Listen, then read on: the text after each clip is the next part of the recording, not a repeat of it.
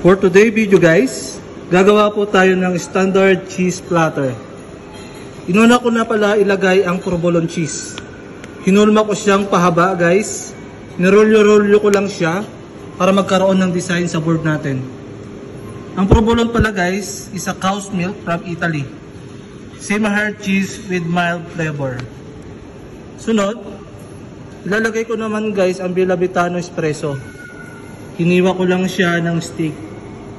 Ang Bella Vitano pala guys ay halo siya ng tatlong klaseng keso: cheddar, parmesan at gruyere. Semi-hard aged cheese. May flavor siyang kape.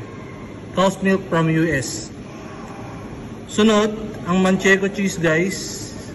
Sheep milk from Spain. 6 months of age.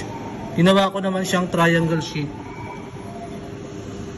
Note, flavor, toasted almond and pleasant buttery aroma.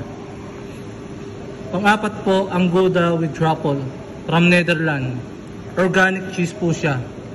Dahil siya black truffle.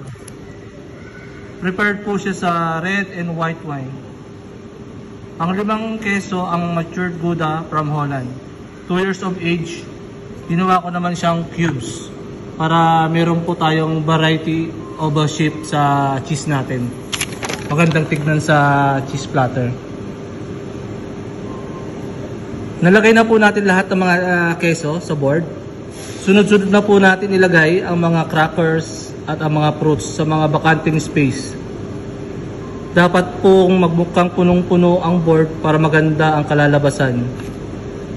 And this is it, pansit. Thank you for watching. Don't forget to like and share. See you for my next video. Be first, be different, be unique. Ciao!